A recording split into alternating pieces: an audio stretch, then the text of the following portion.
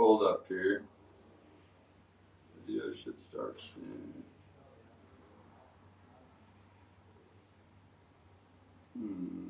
Guys, we got a new app we're trying that's going to push our live feeds across all our social media platforms. So bear with us here just for a couple minutes, trying to get everything dialed in here.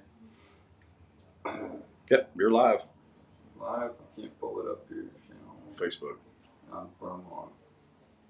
You're on, buddy. I see you. You're on Facebook? Yep. I'll get it pulled new up. App we're trying that's going to push our live feeds across all our social media platforms. So bear with us here just for a couple minutes, trying to get everything dialed in here. Sound. Yep, you're live. Okay, I got it pulled up here, guys. Sorry, got to be able to see the comments and the questions.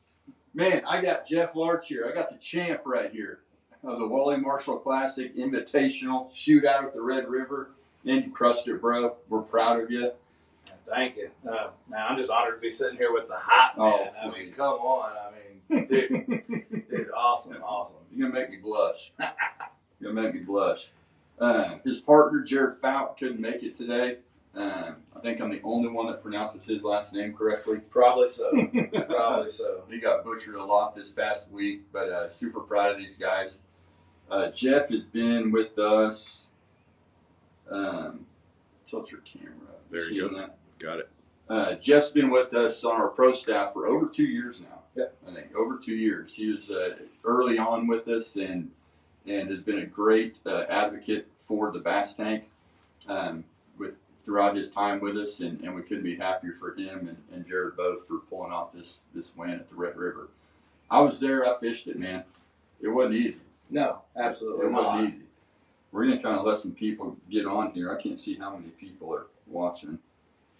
We're going to do our best to answer all the questions that you guys have. We just want to talk about Jeff's experience at the Red River this year and get an idea of how he did it to, quite honestly, blow out the rest of the field. How many pounds you win by? Man, I think we were at like 319, 320 advantage on day 3. But who's counting? Yeah, but who's counting? Something like that, It's crazy, man. Day 3, I didn't even hear the weight be called just because of everything going on there. So, it literally took me like a day and a half before I sat down and actually looked at it and was like, whoa. Yeah, that was it's crazy. We're just like everybody else. We're hoping to just get through by the skin of our teeth, and to do that's just astronomical to us even, I mean, you guys went ding to dong with it. I mean, you led on day 1, day 2, and day 3. It is not easy to fish a multi-day tournament like that and come out of the gates in the lead. After day 1, I like to be sitting in, that 3rd to 5th spot is where I really prefer to be sitting. Because you got all the pressure on you. The target's on your back if you're leading. Yeah. I mean, that's definitely the way we felt too. It's crazy is we go into it with the mentality of, can we make it to day 2? I mean, that's really our mentality. It isn't a mentality of, can we go crush this thing? And we go out and we fish, and we've got 1190, and like I said before, there's no dock talk or anything like that in this. So there's no information being changing hands. You don't have a clue really as to what weight it's going to take to even be top 10 or even, top 25 for that matter. So with 1190, we're like, man, surely we'll make it to day 2, probably be midway of the pack is what we're thinking. We come in and it's like, wow, okay, not really what I expected, but that's good, so. Yeah, 1190. I mean, if you had told me I could have 1190 on day 1, I would have called you a liar, first of all. Yeah. I mean, it was a tough fishery. Tell us about practice, how you went about, what do we have, 3 days of practice? 4 days. 4 days of practice. 4 days of practice. Yeah. How'd you go about breaking that river down, and kind of what led to your decision to fish where you did? So first thing we looked for is areas that were probably not going to be affected by main river current, just the same as probably everybody else did. So there's a lot of really, really cool oxbow lakes down there on the Red River. Standing timber, there's some open water, there's vegetation, there's just tons of things like that to look at. So we went to the bigger areas flooded timber and thought, man, we'll start fishing pole timber right out the gate. Well, we found out really quick. We pulled into spot number 1, and we go into this little oxbow, and in the very front of the oxbow, there's nobody fishing. Everybody's in the back, and we pull in there and catch a couple really nice fish quick, and we're like, man, we may be onto something. Let's go to the next one and try the front of it instead of the back. And we go down there and play a little while. We come back up, and there's people sitting right where we just left from. And I'm like, okay, I see how this is going to go. So now we start referring to what we call out of the box. How do we find something that nobody else has found? But we spent 2 days just running all the obvious stuff, and it just didn't pan out for us like we wanted it to. We caught fish in all these places, fish everywhere, just the same size fish everywhere we went. So, we tried some main river stuff. That didn't work out. Didn't really see very many crappie in the main river, and we just kind of from there started saying, all right, let's look at the most unobvious places there is. And that wound up being right in front of the boat ramp. So that we pull in there, check it out, and see some really good fish. And, it's like, man, how about let's just stay in here and not run our boat 2 hours? Yeah. And let's get more fish time and see what we can do. And that's really how it was. We never stopped and threw at a single fish in there in practice. And we really didn't have a clue how it was going to work. And it wound up being the spot, That's kind of really how it worked. But as far as breaking the river down, I think we went through the same ringer everybody else did until we put that 2 and 2 together that we have got to get away from the pressure. Yeah. And that's how we made our decision to go where we did. I'm not getting any comments. Yeah, they're showing. They're showing. Not getting any yet. We got some from Reggie Donner. Oh, okay. Guys, let us know if this sounds good, whatever. Like I said, we're trying this new platform and want to make sure you guys are able to comment and do all that. So right out in front, right out in front of the dang boat ramp, most obvious spot in the whole place, and it got overlooked by a lot of anglers. Absolutely, got overlooked. Absolutely, and and the crazy thing is there was 2 directions to leave from the marina. You could either go to the right and go into an actual deeper channel that was an oxbow lake, or you could go to the left, which was just the boat lane down a flat. And we figured out real quick that, hey, that boat lane's going to be the most overlooked place because everybody's blowing through there first thing in the morning, and most people are probably going to think there's no way a fish is going to be there. There's boats been running through there all week. And that's how we made the decision to stay on what side of that area we did, and it worked out really well. To say the least. It was just a crazy idea. Yeah, Brandon Boyd just asked, how did the boat traffic at takeoff affect your fish where you were? He said, obviously not too bad. Yeah, obviously. What you just talked about. Yeah, obviously not too bad. One thing that we did notice that kind of pushed them to the sides of where the main majority of the traffic was, and then later in the day they kind of filtered back into the area where the boats actually ran through. But to be honest with you, I kind of think that them boats running through there stirred those fish up. And by the time we would get to those fish, they had calmed down enough to feed again. And instead of them sitting right on the mud or something, that noise actually pushed those fish out and caused them to be suspended. So that first hour, it was real easy to target them. And then as the day went on, they started sinking back down in the mud and they got a little bit harder. But I think that boat traffic kind of played to our advantage. I've seen that before on other lakes, actually other rivers, like the Washita River. John and I fished there a few times last year and experienced that same thing in some of these oxbow lakes, which is exactly what you're fishing. We would actually go in. If it was empty, nobody else was in there, we'd go run 2 circles in that bad boy on pad. Yeah. Just to try to get those fish up off the bottom. Yeah. Hey, guys, we've got Anthony on YouTube asking, how big a factor were your electronics specifically? How important was your live scope in leading you to the win? Oh, it was absolutely key, and I run 2 live scopes, and I don't mean 2 separate forward view live scopes. I run a forward view on a 12-inch unit, and I run a perspective mode on a 12-inch unit. Both transducers are mounted on my trolling motor shaft, and obviously the forward view was key in putting a bait right on a fish's nose and holding it there. But the perspective mode helped us locate the smaller pieces of structure that were out there on the bottom that were holding like one big fish. We weren't looking for giant tops. It might have been a stick just a little bigger than a number 2 pencil, but it had a big fish sitting on it. And being able to locate that stuff without having to drive so many circles it was super key to covering more water with less effort. So, while we were out there, there was a few other boats around, and they kind of hung to the same areas in longer times. And I mean, we were just flying back and forth, zigging and zagging all day long. I mean, you're close by, and I mean, you've seen we covered tons of water, but the perspective setup that we had on there played huge to our advantage to be able to find those fish quicker than the other boats and competitors could, and get to them and get them caught. So absolutely, it's huge. I mean, we would have never caught near the weight we caught without the electronics. I mean, I think we could have caught some fish spider rigging, obviously, but just being able to see what size was there and target the specific size fish that we needed to go in the box for tournament fish and not waste time on small fish was also huge to our advantage. So absolutely, them electronics played a huge role in this. So essentially, what he's got set up on the front of his boat, Jeff, he's got 2 live scope transducers on his trolling motor shaft. One's in perspective mode, one's in forward mode. When he's searching for fish, he's using perspective to locate them. I've been on the boat with him, watched him do it. It's kind of amazing. And he locates them and lines them up, gets them in the center, and then looks at his forward screen. Both screens are on, both screens are running all day. Just 2 different tools. Perspective to search those shallow flats, because we were fishing 6 to 8 foot water. Yeah, I mean, I even caught fish in 4 and 4.5 foot of water. Yeah. So a very powerful search tool in that shallow water, no doubt. And I think it was a big part of your success. Oh, absolutely. Last week, no doubt.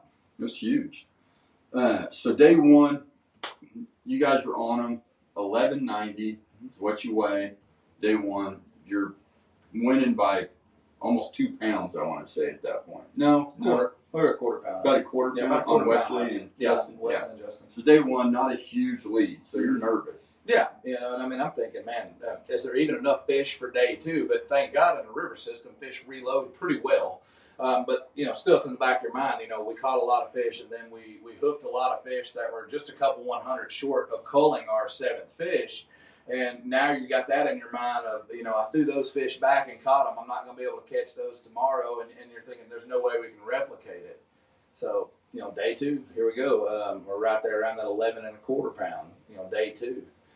It's like, man, I just don't know about day 3. And, yet again, obviously the results show that, we went and done it again. And that I don't know how we done it day 3. I mean, I'm just going to be the first to tell you, I don't know how we done it. I mean, you guys got on them. You had a stretch of water there that everybody else pretty well left alone. Left yourselves over there. Mm-hmm. And because we knew you had a stretch of water over there that was special. Yeah. I mean, it's where the biggest fish seemed to be. This is about a 4,000 acre, give or take, lake that we were in. Yeah. Me and Dylan fished it on day 2 and 3 and did well, but not as well as Jeff did in there. I mean, he still outfished us both days in there. And we're just using forward. Now, there was a kind of an art to picking fish off the bottom, out of the mud. Absolutely. And that's what a lot of that was. Yeah. And that takes a trained eye. Jeff fishes guides on Millwood Lake over in Arkansas. Mm-hmm. A shallow water, fishery, mud bottom. He's used to picking those fish off the bottom. Yeah, and I got on Lake Nimrod, which is primarily nothing but a giant mud flat, and same thing. Those fish are on the bottom all the time. So if you can't locate fish on the bottom, you're gonna have a tough day on those lakes a lot of times. So yeah, just not out of the box for me to fish that way, I guess. Yeah, I think that's definitely something that separated you from the pack was your ability to pick those fish off the bottom. I mean, we were looking for floaters, roamers early in the morning. Is what Dylan and I were focusing on. Those fish that were up a foot or 2 off the bottom, the easy ones. Mm-hmm. And I, elbow them out of the way, and I'm going to catch that one. That one's easy. Yeah. I can catch that one down. So we'd have fun with that. But then as the day wore on, those fish would just sink right into that mud, and you're looking for any little hump. Yeah, and unfortunately, sometimes that hump was a drum. Yeah. Sometimes it was a crappie, but they're so glued to that bottom, it's hard to tell. And one of the other things that really played key to us was just pestering those fish. I mean, we would drop a bait on a fish and he'd move 2 foot, sit back down on the bottom. We'd drop a bait on him, move, and I even actually hit fish with my bait to make them run, and then I would chase them down, and when they'd stop a foot above the bottom, I would stay off of them for a few minutes, let them calm down, and then ease back up there and put a bait on their nose, and I caught several fish that way. just pestering them. And of course, me and Jared were both offering different size baits to them while they were on the bottom. And I mean, we're both just swinging them back and forth across these fish's head constantly. So they just can't take it. They got to come up and do something, at least run it off. And we caught a lot of fish like that. It drives me nuts. I mean, I will refuse to leave a fish until he at least acknowledges that I'm there. Oh, he's leaving or he's going in the boat. It's that simple. 100%. Yeah. I don't take no for an answer. Yeah. You know. Quentin Story here asked, what battery system do you run with your live scope? So I run two 12-22s on the front of my boat, and I run that on a 24-volt system, and they are standard, deep cycle batteries. So 24 volts wired up in the front of the boat. Both my black box and my units are running on that 24 volts. It gives me plenty of power for the entire day. I can run my screens at 100% brightness, and I'm not going to worry about an 8-hour time period draining battery and being, an hour and a half, 2 hours for tournaments up, not being able to fish because I'm dead, Yeah, so 2 independent batteries tied together. Yeah, 2 independent made into a 24-volt system. Yeah. So if you guys aren't aware, GPS map units such as the 1222 and the LiveScope black box can handle up to 32 volts. Echo map units, it's 18 volts. Just so we're clear there. But he's got plenty of juice. He's added battery weight to his boat. So that's the downfall of It is running on pad, but for boat control, the nose of my boat is sunk down a little more because I've got extra weight from the batteries, and it definitely helps with my boat control being able to have that nose a little further down in the water. So that weight, it's kind of a curse and a blessing at the same time. John Gathright, yes, he is a master of his setup, no doubt about it. He's got it figured out. We've got Lee Dalco Turner here asking, do you turn bottom fill on to help locate fish on the bottom, or what are you looking for? No, I absolutely don't care for the bottom fill feature. And I got the walleye too. And I mean, these are fish that stay on the bottom. I mean, they're always on the bottom. And I've tried the bottom fill, and to me, it's just not great for what I'm doing. I'm just looking for irregularities. And, if you've ever seen a fish in an aquarium, you can notice that all of their fins have some sort of flow in them at all times, even in a resting position. So what I'm looking for is a bump that's slightly flickering. It's not just sitting there solid state, one color. I'm looking for a slight flicker. And that flicker is going to be a telltale sign to me that that's definitely a fish and that's a fin that's moving. And that gives me, now enough to say, man, I need to drop a bait there and try to see if I can at least get him to move and see how big he is or eat at one, Mm-hmm. And that's what I look for. I'm always looking for something flickering. Yeah. Yeah, so that flicker could be a gill flare, could be a fin waving, could be a slight tail movement, could be anything. Anytime you see a flicker, then 99 times out of 100, that's a fish. Yeah, that's a fish. So now a lot of the fish we were catching off the bottom, there was no flicker to them. No, until we got a bait on them. Yeah.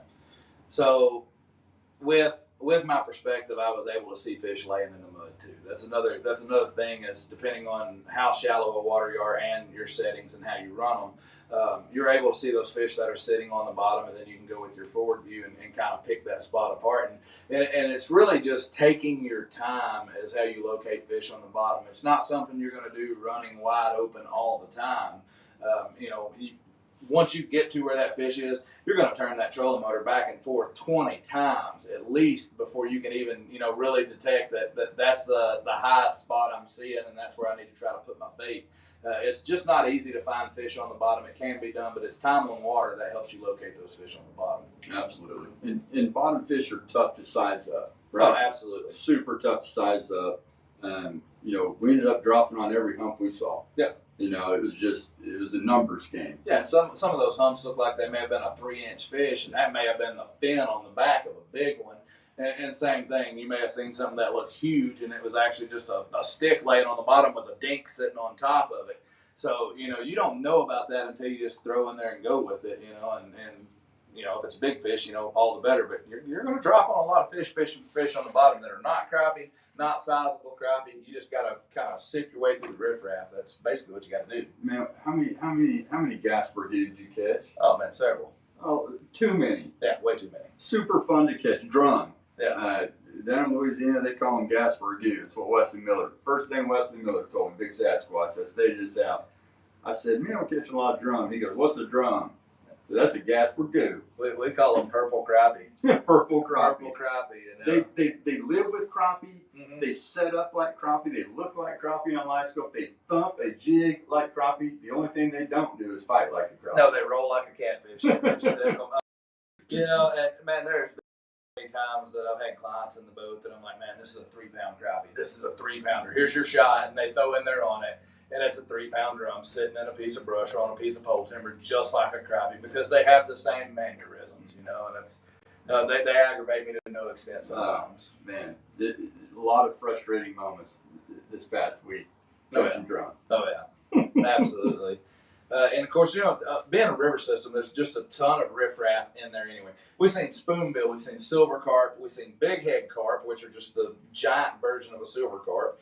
And I mean like 100-pounders. We've seen alligator gar that were 8 to 10 foot long, catfish of all different species and sizes, stumps that had bluegill all over them, you know, drum and white bass and yellow bass. I mean, and picking a crappie out in amongst all that stuff is so hard. And you've got these roaming buffalo and carp, and you're trying to real easily pull in on this big fish, and then all of a sudden a 110-pound, you know, carp swims by right beside him and blows him out of the country. So we had some odds stacked against us, you know, just from what the river was throwing at us too. It wasn't just you know, boat control and wind and pressure and stuff. There was a lot going on underneath that water. And it seems like any river system I fish is the same in that regard. Yeah. You got to sort through the trash fish to get to what your target species. Oh yeah, absolutely. You catch I think I caught like a 10 or 12-pound blue cat. You know, I thought it was a giant crappie because the way it was angled. Dylan caught a 3.5-pound drum, which we thought was going to be a giant. Yeah. And like you said, all the gar and the spoonbill and everything's spooking. You're trying to drop on a fish, and a dang spoonbill swims right by it. That fish is gone. Yeah, he doesn't know that it's something that's not going to eat him. He just sees a giant shadow coming towards him, and he's like, "Oh, gotta go." Yeah, you know, out. So after day 2, you're sitting pretty comfortable.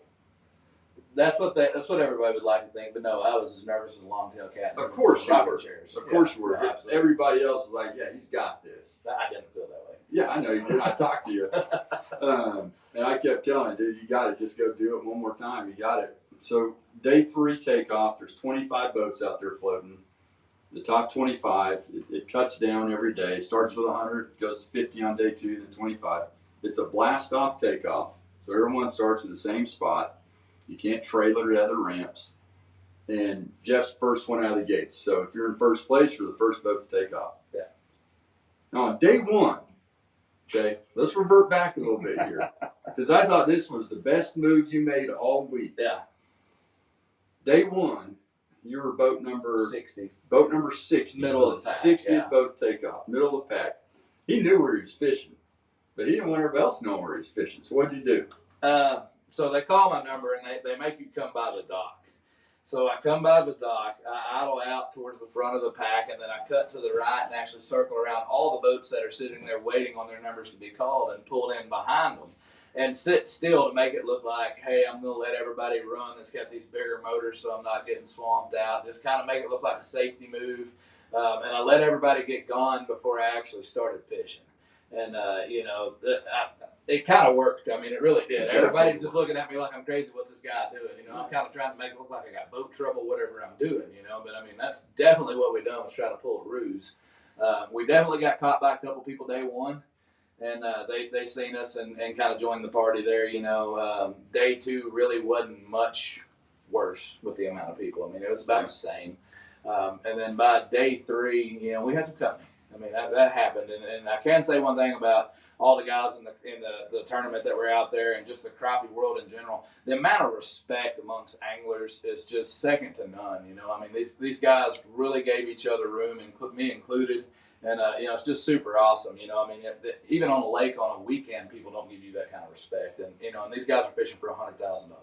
It's totally awesome. But, you know, like I said, day 2 went a little bit smoother as far as catching fish. You know, we had our 11 1/4 pounds day 2 pretty quick. Day 1, you know, obviously it took us all day to get to 11.90. Day 2, we had that 11 1/4 pretty quick. And So what do you decide at that point on day 2 when you've got 11 1/4 pretty quick and you know you've got limited fish? Yeah. Did you kind of back off, pump the brakes a little bit to leave fish for day 3? So we kind of went to practice fishing, and what we done I'll say by that is we started locating even more smaller pieces of structure, and we just wouldn't throw at a fish unless we thought it was for sure going to be a major upgrade. Like it was going to have to be in the 1/6s to 1/7s before we even threw at it, and we probably passed some fish that would have called us up a couple 100s. But it was just kind of a move to say, let's not burn out all our fish, because we've still got one more day, and that's kind of how we played it, I think that's a smart play. I mean, 4,000 acre lake, you were fishing a small section of it. Yeah, maybe 80 acres where I was at. Yeah. So he's fishing an 88 acre section while the rest of us are running around like chickens with our heads cut off trying to fish this big flat. And you'll stumble across fish every once in a while. But like Jeff said earlier, if you saw one stick on the bottom, I mean, not much bigger than that right there. Yeah. There's going to be off fish on it. Yeah. And some of them were big fish. Yeah. I know Jeff Hyman was in there. Jeff Hyman was in that hole too, and he found a stick probably the size of my arm, and had 4.5 pound fish on it. He caught every one of them. You know that? No. Yeah. Just started at the top, and every one of them was over 150. Yeah. And a 150 fish on this lake on this river. They're precious. Precious. Absolutely precious. You get one in the boat, you baby it all day, trying to keep it alive and make sure. And not a lot of problem with fish dying. No, not too bad. Not too bad. I didn't hear from anybody that was a big problem. No. When you're catching fish in shallower water, you don't have to worry about them getting, the bends and having to fizz them and stuff like that. So that helps a lot too in that situation. And you're pulling them from fairly oxygen deprived water and putting them in better oxygen in your live well anyway. So they tend to get a little pep in their step when you do that. So going on to day 3, we get out and we lead the pack. So we run 150 yards. We shut down. We pull up there, and for the first 10 minutes, it was pretty much a struggle. It wasn't like it had been the days before where we were finding them pretty quick. But, I was just like, man, let's keep our head down and keep rocking with it. And I think Jared caught a 160 fish, somewhere in the 160s. Like, okay, man, we got this going. And then, we pull up to a giant stump, big root wad that was there, and you couldn't see the fish that were in that root wad. They were so tight in it. So we get up there and we go to fishing blind in it and just kind of banging around there best we can. And I think Jared catches a 170 something. And I was like, man, that was huge, And I think we caught another 130 fish there and went to another spot, caught another one. And then it just kind of slows off. So now the pressure is on you because you don't even have 7 in the boat. And there's people fishing out there. It's last day, the whole 9 yards. And we actually got the cameraman in the boat with us.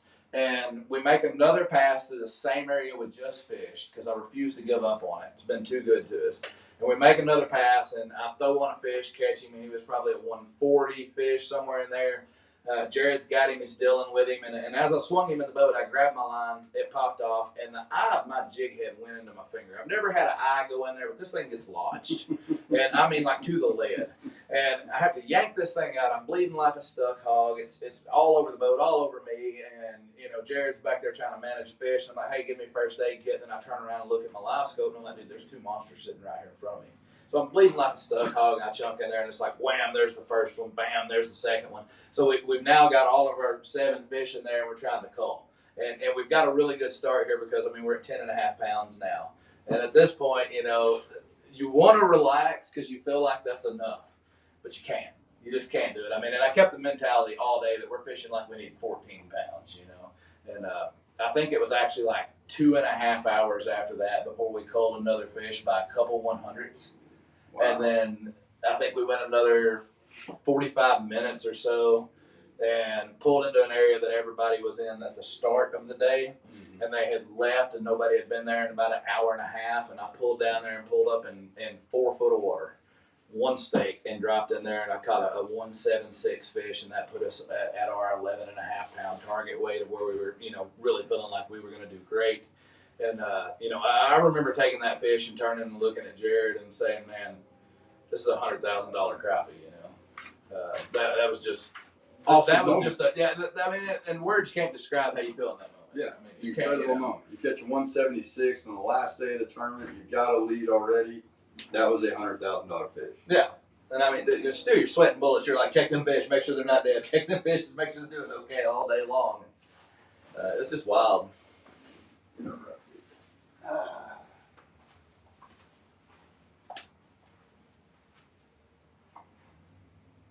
think we're still good.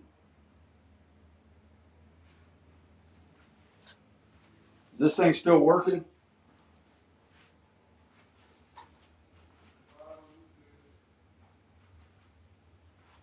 What's it say? Still says live video interrupted.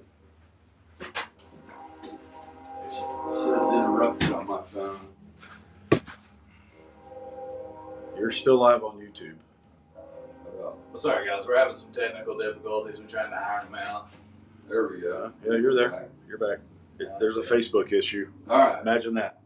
Yeah. All right, guys, we're back on here. Sorry about that. I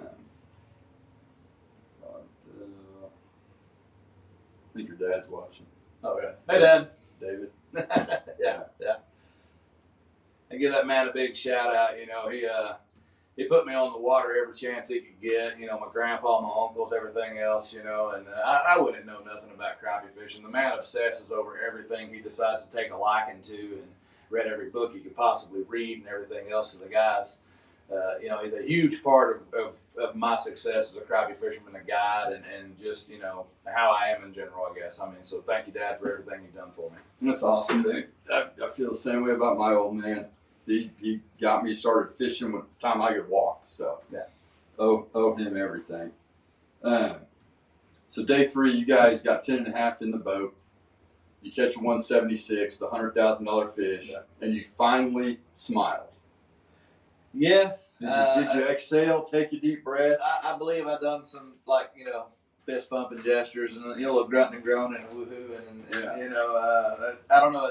At that point, it's almost like an outer body experience for almost the rest of the experience. It's just, words can't describe really how that feels. That's just crazy. I mean, stuff like this has been something I've dreamed about since I was, you know, 4 years old, man. I mean, you know, I played with a fishing pole in the yard when other kids played baseball and war and football and stuff like that. I mean, I was the kid out there playing like he was Bill Dance talking to a TV camera. As crazy as that sounds, but it was just a lifelong dream, and to be in the situation where you're in contention of winning something like that big, man, it's breathtaking. I mean, you can't wrap your mind around really how you feel. It probably took a few days for it to set in. Man, I'm not sure it's set in yet. Yeah. I mean, honestly. I get it, man. It's a huge win. Jeff was lucky enough to bring home some awesome hardware. The Crappie Connection made a belt for the 2021 Mr. Crappie Classic, the heavyweight belt. Yeah. Pretty cool then to get that made and give to Jeff and Jared. And then up top, I'm going to get this down. If I can lift it, he lets me touch it every once in a while. Got the big trophy there. So him and his partner Jared both got one of these. What Wally's trophies have looked like for 3 years now, pretty much. They'll take it in, get it engraved there. And man, incredible hardware, incredible win. What's next? Man, you know, the next thing is try to win 2 of them back to back. I mean, obviously, we're not going to check up on the tournament trail. I think me and Jared both feel like that's something that we're going to pursue pretty hard. Obviously, we're going to continue guiding, but you know, we want to take this, you know, full scale and long term. We want to be on top, and we want to strive to be on top. So we're constantly, you know, throwing things back and forth and saying, man, how can we get better? I mean, how can we be better? And that's what we're trying to do now, is trying to figure out new ways to catch fish, new ways to locate fish, and better ways to stay on top and do as good as we can full scale. Yeah. So something we didn't talk about that I wanted to was what baits were you using? Because Wally's deals, what I love Wally's tournament, okay, is it is the only crappie tournament in the world that is artificial only. And I think that we need to advocate for that on a national level. Yeah, absolutely. The national trails to you know, get to artificial only and really support these bait companies. So Wally, we appreciate you for doing that. What artificial baits were you using to catch these fish? So one of the main baits that I used was a Charlie Brewer slider. We caught them on we had them on a Grenada Lake Tackle Company 1/8 ounce spinner head. It was a pink head. It's got a willow leaf spinner on there, and I believe we were using it was an orange and pepper chartreuse Charlie Brewer slider, standard slider. And for some reason, that paddle tail just really helped trigger fish. And in that murky water, it was pushing a little bit more water, and they were able to locate it really easily. And we caught most of our fish. As a matter of fact, that's what Jared primarily threw, and he caught a ton of his fish on that. We caught them on an 1/8 ounce hair jig that we, pitched in our heavier brush situations. That's mainly what we used if we had to fish in those root wads. Open water fish that were sitting on the bottom. The key bait on those fish was a 1/28 ounce hair jig, and I was fishing it on a 16-foot Huckabee rod, their new rod, and really reaching way out there and trying not to spook. I was holding that little bitty micro jig on their nose, and that worked great. And then some of the more aggressive fish that were higher in the water column, we threw some deeper bottom baits at them, and they seemed to bite those pretty well on a 16th ounce head. But primarily it was the Charlie Brewer and the micro hair jig was our main go-to baits. And you used that new 16-foot rod all week. Yeah, absolutely. And I used it on Darbone as well. On Darbone the week before. Yeah. And you had success on Darbone as well. It's been a chaotic past couple of weeks. So we've been on the road for 2 straight weeks. Jeff and I both fished the national championship for Crappie Masters at Lake Darbone. How'd you do there? And that's 7th place on that one. Another top 10. I think we were sitting in 4th place on day 1, and then we fell down to 7th on day 2. But that lake's crazy, man. And 140 boats on that field down there. Those fish were beat up pretty hard. I think everybody struggled on that one. Your normal fishing technique was not the way you had to fish. No, Darbone was so different. It was brutal. It was tough. It was fun, but it was brutal. Super spooky fish. Oh, absolutely. Super spooky fish. A lot of long pitches. Some guys were just casting. Fun fishery, but it definitely got beat up with a 140 boat field and free fishing all week. And now, the thing that I might be the most impressed about with your guys' win down there on the river was the boat that you were in. Yeah, I love that you won it out of your boat. And go ahead and tell people what rig you're running. So I'm running an Express X18 Pro. And it's a 2017 model. I mean, I'm like anybody else, guys. I'm looking for the bargain and everything else. And the guys at Pew Trail Marine, they really went out of their way and helped a guy that just didn't have a lot of pocket change to get into a boat. And I found that smaller boat in a lot of situations is a huge advantage as opposed to having a big boat. So don't think for a minute you have to have an $80,000 21-foot boat with a 300 on it to compete, because you don't. There's situations that I feel like a 14-foot flat bottom would be better than what I'm fishing in at times. But, us being able to stop that boat faster and get around quicker, it made a huge difference. And it's a lower profile in the water. And when I say lower profile in the water, if you imagine a cup of water and you put something in there that floats, you're going to see that water level come up. So the pressure of that water changes by the weight being put on it. In a big boat, I think fish feel that boat getting close to them faster than they do a smaller boat. So I think it helped with the spooky fish too. And I mean, it may just be a theory, but that's the way I felt about it. And it really kind of, I think, played to our advantage to be in a smaller boat. Your theory's proven at this point. So, yeah. No, that's awesome. I'm 18-foot aluminum boat. Yep. 18-foot aluminum boat. It's incredible. Crappie fishing has changed so much over the past few years. You see a lot of that style boat at a pro level crappie tournament, and now you pull up to a pro level crappie tournament, and my gosh, some of these rigs are. Oh yeah. I mean, you're talking $80,000, $90,000 bass boats with $20,000 in electronics. Oh yeah. But guys, if you've got a smaller rig, you want to get out there and compete. Don't let your rig keep you from doing it. It can be done. Jeff and Jared just proved it. Both of them fit up there comfortably on the bow of that boat. You guys sit down, don't you? Yeah, absolutely. And Jared sits in a standard seat on a standard short pedestal, and I sit on a butt seat. And, that way we're there to help each other net fish and have the room that we need. And with me fishing with the longer rod like I do, it helps me to be up higher. And Jared with the shorter rod, it's more comfortable for him to sit down lower like that. So, yeah, we're kind of stair-stepped up there, and it's a little weird looking from a distance, but, it works for us. And Jared's a big guy. I mean, Yeah. that boat's got space. Oh yeah, no, we don't feel cramped up there at Yeah. all. Absolutely not. So there's all kinds of double seat rigs now for these boats you can do. I mean, a lot of crappie guys like to sit down and fish.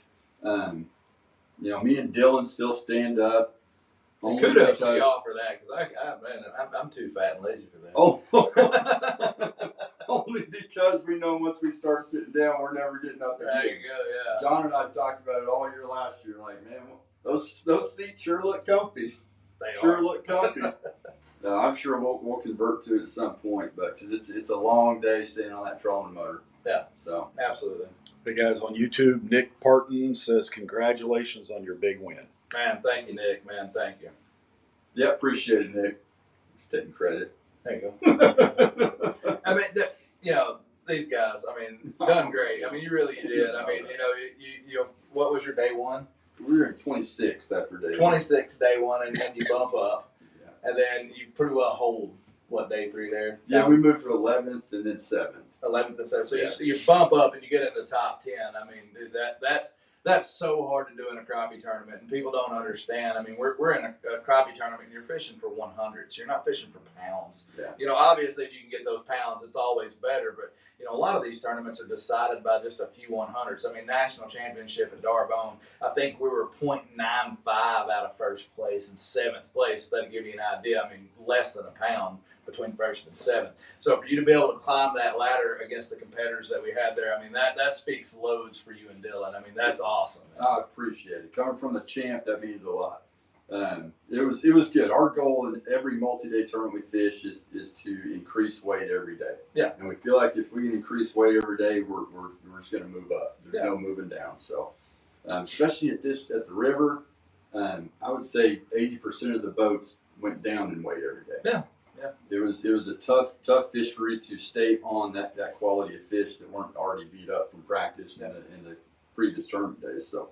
Yeah, that's what blows my mind about how consistent we were during that is, we expected to go down and weight every day. We really expected it, and for it to stay just the way it was, I mean, that's just still, I mean, we did it. I was in the boat, I mean, the whole 9 yards, but it's still hard for me to wrap my head around because every crappie tournament you fish, I mean, it's just that's consistent. The weights go down, and ours stayed the same, and that's I mean, it was a kind of a blessing, I guess, really is what it was. I mean, I feel like that was our 10% luck. We always say, it's 10% luck and so much amount of skill and a couple other things thrown in the bit. Yeah. But that was our 10% luck, is that we were able to continue to stay where we were. Any win you get, I mean, we've talked about it at length. There is definitely a luck factor to it to some extent. There's a lot of skill involved. Don't get me wrong. I don't want to take anything away from that, but there is that luck factor. It's that turning around that one stump and seeing that one big fish. Yeah, getting the right angle on that particular stump at that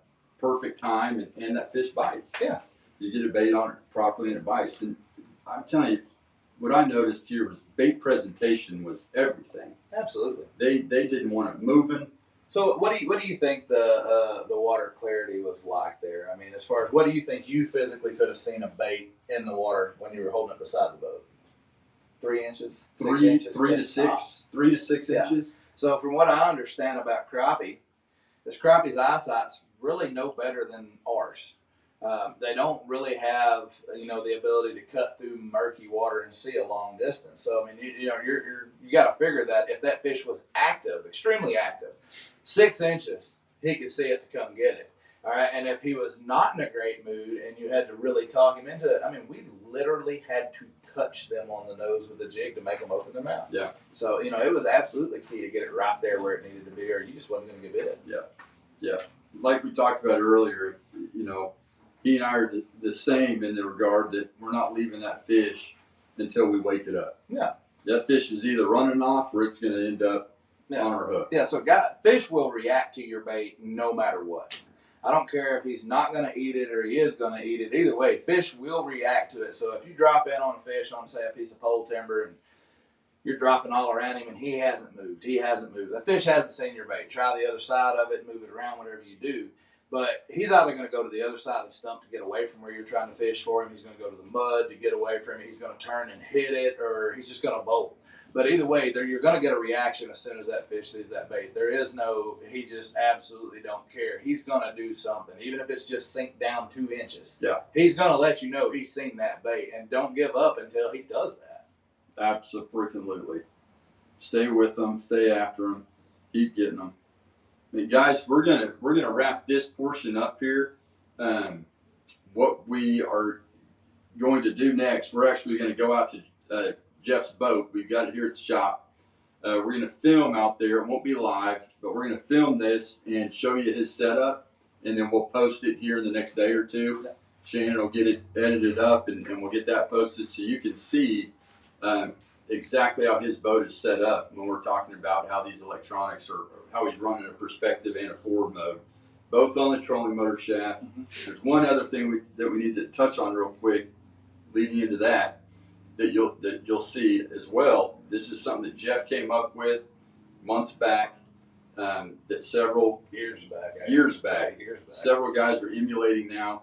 He's got 2 trolling motors on the back of his boat. So he deploys these trolling motors when he gets where he's going and puts his front trolling motor in, and then he's got a stomp switch up there to activate them. So what that's doing for him is keeping him from backwashing the fish with the trolling motor on the bow of his boat. So it's 18, 20 foot behind him. That backwash isn't reaching the fish. It's brakes on the boat. Yeah. So we'll go out there and film some of that, give you guys an idea of how you might want to set your boat up. Man, first of all, thanks for coming. Oh, absolutely. It means a lot. Drove over from Arkansas. We appreciate it. We appreciate everything you do for us here at the Bass Tank. Man, I wish you the best of luck. I mean, I want to beat you. No, yeah. But I wish you the best of luck. I love having healthy competition with friends. And most importantly, we can cheer each other on. I'm super happy for Jeff. He's been there when me and John got second in the first one. He was there supporting us, cheering us on.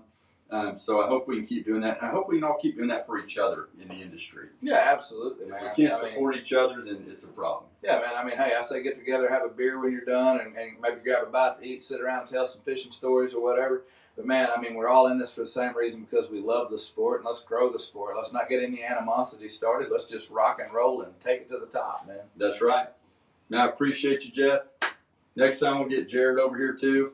I'm just so happy I got to sit with Zeke, the hype man. Oh, I mean, man, it's like I'm starstruck over here. Oh, yeah, right. Yeah, right. We talk 3 times a week. He's just giving me a hard time. Thank you guys for jumping on and watching. And as always, you need anything, holler us. The Bass Tank, thebasstank.com, YouTube. We're even on TikTok now. I'm going to be TikTok famous before long, baby. There you go. Let's do it, man. Appreciate you guys for jumping on and watching. Share it with your friends. Hopefully it helps. And stay tuned for the boat walk around. We're going to show you exactly how Jeff's boat's set up. Thank you guys for all the support and tight lines on the water.